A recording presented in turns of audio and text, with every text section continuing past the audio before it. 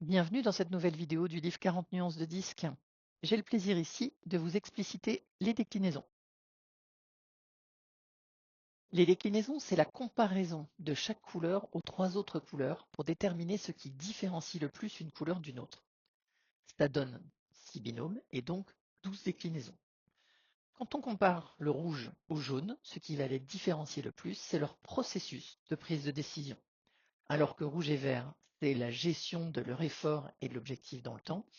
Et rouge et bleu, cette fois-ci, c'est la gestion du risque par rapport au résultat. Jaune et vert, on est sur la gestion du rythme. Et jaune et bleu, on est sur la gestion du risque en relation avec l'environnement cette fois. Enfin, vert et bleu, on est sur les critères de prise de décision et la boucle est bouclée. Rouge et jaune sont deux couleurs qui partagent l'axe de l'action. Ils ont besoin de nouveautés, besoin que ça bouge. Le rouge, pour aller vite, est prêt, ceci étant dit, à décider seul, même si ça ne plaît pas. Il a besoin ici de contrôler, notamment le timing, et il peut prendre des décisions difficiles. Le jaune, lui, a besoin d'être avec le groupe. Il préfère donc proposer, échanger, argumenter pour que la décision soit collective et qu'on y aille tous ensemble. Il a besoin d'inclusion dans le groupe et de relations interpersonnelles.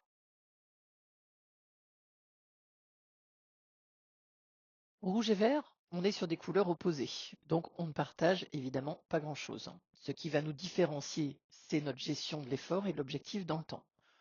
Côté rouge, j'ai besoin d'un retour sur investissement rapide. Je suis prêt à fournir un gros effort pour un résultat immédiat. C'est un côté sprinter. Et pendant le peu de temps que je cours mon sprint, il n'est pas question de m'occuper des signaux faibles des autres. J'ai besoin de performance. Côté vert, on est plutôt sur un temps long, plus marathonien. Je suis capable d'aller au bout des choses par principe.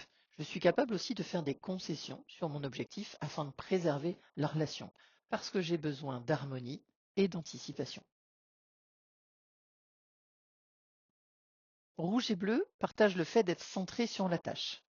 La différence va être leur gestion du risque par rapport au résultat.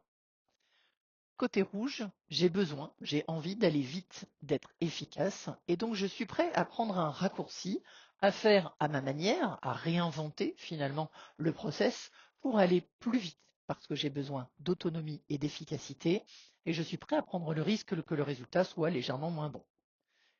Côté bleu, on n'est plutôt pas de ce côté-là, puisqu'on va vouloir suivre la règle, le plan, le processus, puisque c'est le meilleur moyen d'effectuer la tâche parfaitement et du premier coup.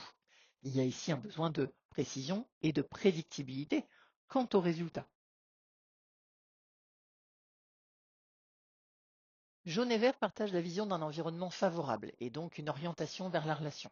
La différence majeure va être donc le rythme de passage à l'action. La spontanéité du jaune va en effet l'amener à agir, à parler sans réfléchir et donc à corriger si nécessaire. Il y a un besoin d'action et de nouveauté. Le vert, lui, préfère prendre le temps avant de prendre la parole, de décider, et il va examiner les impacts éventuels de ses prises de décision sur les autres avant de passer à l'action. Il y a un besoin de prudence et de fiabilité. Jaune et bleu n'ont pas d'axe en commun, hein. Ce qui va les différencier, c'est la gestion du risque par rapport à l'environnement, puisqu'ils n'ont pas du tout la même vision de cet environnement. Côté jaune, on a un côté optimiste. Ça va bien se passer. Je vais trouver un moyen, on va trouver un moyen pour s'en sortir. Et donc, ça permet aux jaunes de passer à l'action sans avoir un plan en tête et finalement de développer, ou en tout cas de mettre en scène sa capacité à improviser. Il y a un besoin de lâcher prise et de se faire plaisir. Côté bleu, évidemment, on ne mange pas de ce pain-là, on est beaucoup plus prudent, hein, la vie n'est pas un fleuve tranquille. On va plutôt utiliser des moyens et des méthodes qui ont fait leurs preuves pour éviter de se tromper et parce qu'on a besoin de sécuriser le résultat. Dernier binôme avec le bleu et le vert, donc qui partagent l'axe de l'observation et un rythme plus posé avant le passage à l'action. Différence majeure, donc les critères de prise de décision. Côté vert, je m'appuie plutôt sur des critères qui sont intrinsèques, qui m'appartiennent, donc mon éthique personnelle, mes valeurs, un certain alignement et bien sûr ce besoin de cohérence. Alors que côté bleu, je vais plutôt m'appuyer sur des critères extrinsèques, extérieurs à moi-même, rationnels, objectifs, parce que j'ai besoin finalement d'une certaine précision et surtout d'un réalisme. Voici le schéma récapitulatif des 6 binômes avec à chaque fois le process associé. Et il est important de se dire que quels que soient nos styles dominants, nous fonctionnons tous avec ces 6 process en ayant une préférence plus ou moins marquée d'un côté ou de l'autre.